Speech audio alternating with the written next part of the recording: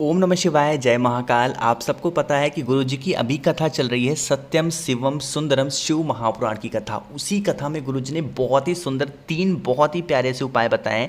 उसी की बात इस पूरी वीडियो में करेंगे। कल और परसों बहुत ही शुभ दिन है, तो इनमें से किसी भी दिन एक दिन इस उपाय को कर लेना, ठीक है। तो पूज्य गुरुजी की कथा से सुन के बहुत अच्छे से आपको बताऊँगा। बहुत दिनों से परेशान हो, विश नहीं पूरी हो रही है, बीमार हमेशा रहते हो, तो इस उपाय को करना, ठीक है। इन कैसे करना है बहुत ही प्यार से बताऊँगा, सिर्फ आप सुनते जाएं, समझने की कोशिश करिएगा, ठीक है। चलो सबसे पहले हम लोग उपाय की बात करते हैं। जो अभी कल की ही कथा में गुरुजी ने इस चीज़ को बताया कि हमें 5 जगह पे जल चढ़ाना चाहिए और वो 5 बार चढ़ाना चाहिए और 5 बेलपत्र लेके चढ़ाना चाहिए। इसीलिए मैंने स्क्रीन पे लिखा है 5 5 5, ठीक है। समझेंगे ये 5 5 5 का मतलब क्या है। स्क्रीन पर आपको दिख रहा होगा बेलपत्र दिख रहा है। हमें ज़रूरत होगी 5 बेलपत्र की, और जब भी मैं बोलूँ बेलपत्र तो वो कहीं से कटे पिटे हुए बिल्कुल भी नहीं होनी चाहिए, ठीक है।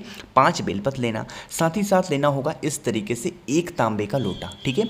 और इस तांबे के लोटे में आपको भरना होगा जल, और जल जब भी मैं कहूँ भरने के लिए आप ये समझा करो, जल हमें भरना होगा अपने घर से, ठीक है। जल भर लिया अपने घर से, उसके बाद उन 5 बेलपत्र को और एक लोटा जल को लेके पहुंच जाना किसी भी महादेव के शिवलिंग के पास। किसी भी दिन जा सकते हैं, कोई दिक्कत नहीं है। देखो कल और परसों दोनों दिन पूर्णिमा है, किसी भी दिन कर लेना, कोई दिक्कत नहीं है। बहुत ही शुभ दिन है, तो बहुत प्यारा सा उपाय है।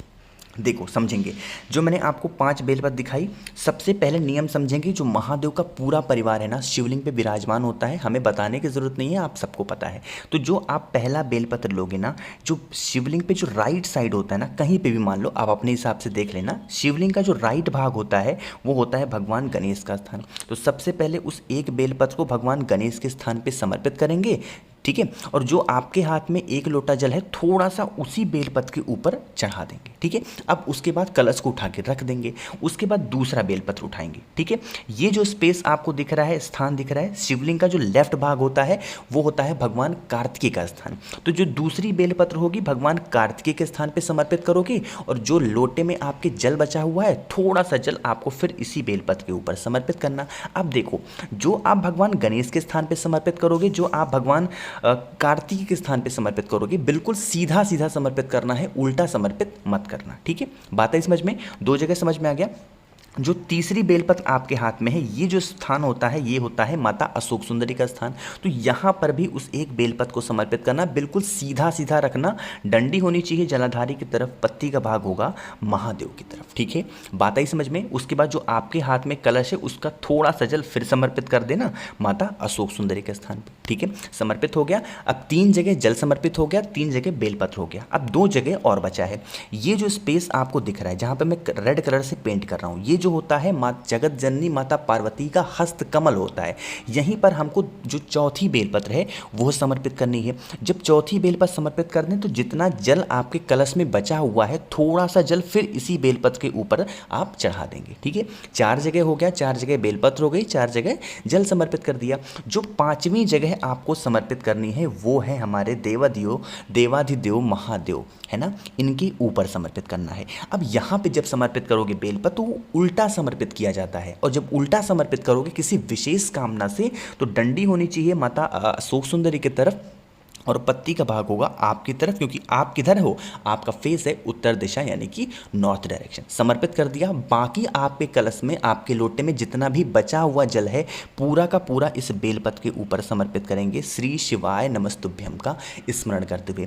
मात्र 15 दिन, एक दिन किसी भी दिन इस उपाय को कर लेना। मात्र 15 दिन में आपको एक गुड न्यूज़, एक अच्छी खबर ज़रूर मिलेगी, जो भी आपकी इच्छा होती है। ऐसा कल की ही कथा में गुरुजी ने बताया, वही चीज़ हूबहू मैंने आप सभी को समझाने की, बताने की कोशिश की है। करिएगा पूरे विश्वास के साथ, श्रद्धा के साथ, ताकि महादेव आपसे हमेशा खुश रहें, ठीक है। बात है समझ में। चलो, हमने ये चीज़ आपको बताई है। बस एक चीज़ का नियम ध्यान रखना कि आपको किसी भी जगह पे, चाहे भगवान गणेश के स्थान पे, भगवान कार्तिकेय के स्थान पे, माता अशोक सुंदरी, जलाधारी, ये जो हस्तकमल है, यहाँ पे चढ़ाओगे बेलपत्र, तो बिल्कुल सीधा सीधा रखना, उल्टा नहीं रखना है। लेकिन महादेव के शिवलिंग के ऊपर समर्पित करोगे तो उल्टा समर्पित करना है, ठीक है। हाथ जोड़ करके जो भी प्रार्थना करना होगा कर लेना। मात्र 15 से 20 दिन में आपको बहुत अच्छी सी खबर मिलेगी, ठीक है। चलो, पहले उपाय की हमने बात की जो कल की कथा में गुरुजी ने बताया।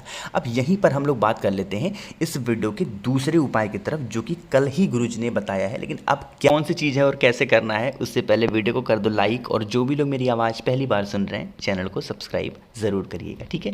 समझेंगे कि हमें कौन सी चीज़ का ध्यान रखना चाहिए। देखो, हम लोग महादेव के मंदिर में जाते हैं या फिर किसी भी देवता के मंदिर में जाएँ, चाहे भगवान बजरंगबली के मंदिर में जाएँ, भगवान कृष्ण के किसी भी मंदिर में जाते हों, तो कभी कभी क्या होता है जो वहाँ पे पंडित जी होते हैं, जो वहाँ पे ब्राह्मण देवता होते हैं, वो हमसे खुश हो जाते हैं क्योंकि हमने क्या किया, हमने उनको मिठाई का डब्बा दिया कि पंडित जी इसको चढ़ा दो, तो वो चढ़ा तो देते हैं भगवान को, चाहे वो किसी भी मंदिर में आप जाओ। चढ़ाने के बाद वो क्या करते हैं, कभी कभी आपने नोटिस किया होगा, ध्यान दिया होगा, वो एक फूल उठाते हैं और आपको दे देते हैं। अब यहाँ पर होता है कि लोग क्या करते हैं, उस फूल को उठा के अपनी तिजोरी में रख देते हैं, अलमारी में रख देते हैं, फिर इधर उधर रख देते हैं, तो वो खराब हो जाता है। हमें उसको क्या करना चाहिए, उस फूल को, चाहे वो सफ़ेद फूल हो या फिर कैसा भी फूल आपको देते हो, उस फूल को आपको अपने कानों में थोड़ी देर तक ज़रूर लगाना चाहिए ना। जब एक होता है कि भगवान जब हृदय में घुसते हैं तो वो रास्ता होता है फूलों के माध्यम से, उनको खुशबू बहुत बहुत पसंद होती है, तो आप उस फूल को कान में थोड़ी देर तक ज़रूर लगाया करिए। किसी मंदिर में जाएं, फिर कहीं पर भी जाएं, कहीं से मिल जाए तो कान में थोड़ी देर तक लगा करके उसके बाद जहाँ पर रखना है तो रख देना है। वैसे ये कोई उपाय नहीं था, बस छोटी सी जानकारी थी कि जो हमें ब्राह्मण देवता है फिर मंदिर से फूल मिलते हैं, तो उन फूलों का हमें क्या करना चाहिए। लोग फेंक देते हैं, कुछ लोग गाड़ी पर चढ़ा देते हैं कहीं, है ना, तो इन चीज़ों का ध्यान रखना, ठीक है। तो दो चीज़ें की बात हमने यहाँ पर कर ली है। आगे बढ़ते हैं इस वीडियो के हम लोग तीसरे उपाय की तरफ, जो कि फिर से आपको जल चढ़ाना ही है, लेकिन थोड़ा सा तरीके से चढ़ाना है। ये उपाय मैं जब भी कोई विशेष दिन आता है, जैसे कल परसों पूर्णिमा है, मैंने आपको बता रहा हूँ, तो विशेष दिन है इसलिए इस उपाय को बताना बहुत ज़रूरी है, ठीक है। आप बहुत दिनों से परेशान हो, महादेव आपकी कोई भी बात बिल्कुल नहीं सुन रहे हैं, बहुत सारे व्रत कर लिए फिर भी इच्छा पूरी नहीं हो रही है, इस काम को करके देखिएगा। लेकिन थोड़ा सा नियम है, बहुत ध्यान से सुनिएगा। आपको स्क्रीन पर दिख रहा होगा तांबे का लोटा दिख रहा है, इस तांबे के लोटे में आप भरो के जल, और वो जल आप अपने घर से भरेंगे। मात्र एक लोटा जल चढ़िए, ठीक है। उसके बाद लेना होगा मात्र एक बेलपत्र, और जब भी मैं बोलूं बेलपत्र तो कहीं से कटा पिटा हुआ बिल्कुल नहीं होना चाहिए, ठीक है। एक बेलपत्र लेना, इन दोनों चीज़ों को लेके पहुंच जाना महादेव के शिवलिंग के पास। यहाँ पर जो बताऊंगा बहुत ध्यान से सुनना, बहुत ज़्यादा ध्यान से। अब क्या करोगे, शिवलिंग पे जो स्पेस आपको दिख रहा है ये होता है माता अशोक सुंदरी का स्थान। यहीं पर जो एक बेलपत्र है ना, उस एक बेलपत्र को आपको यहीं पे समर्पित करना होगा, चढ़ाना होगा। बिल्कुल सीधा सीधा, उल्टा समर्पित नहीं करना, सीधा सीधा। डंडी होनी चाहिए आपकी जलाधारी की तरफ, पत्ती का मुख होगा महादेव की तरफ, ठीक है। इतना कर लिया।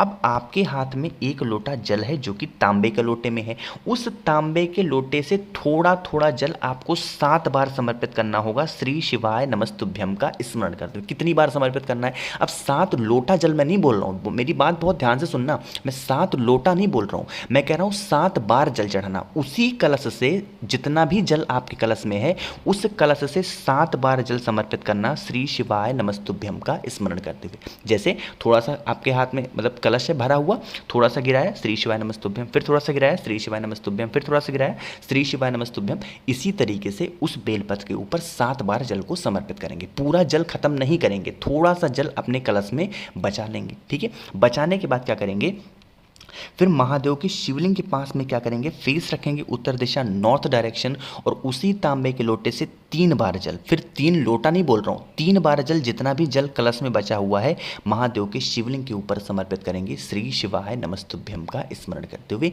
किसी भी विशेष दिन, जैसे कल पूर्णिमा है तो कल कर सकते हैं, परसों भी पूर्णिमा है परसों कर सकते हैं, किसी भी विशेष दिन जो भी व्यक्ति इस तरीके से उपाय को नियम के साथ कर लेता है, महादेव उसकी सारी बातों को मानते हैं, सारी इच्छाएं पूरी करेंगे, और जो भी आप व्रत करोगे ना वो व्रत आपका सफल ज़रूर माना जाएगा, ठीक है। बात आई समझ में। तो यहाँ पर हमने बात कर ली है बहुत ही प्यारे 3 उपाय की, तो आप सभी लोग कल या फिर परसों इन उपाय को कर सकते हैं।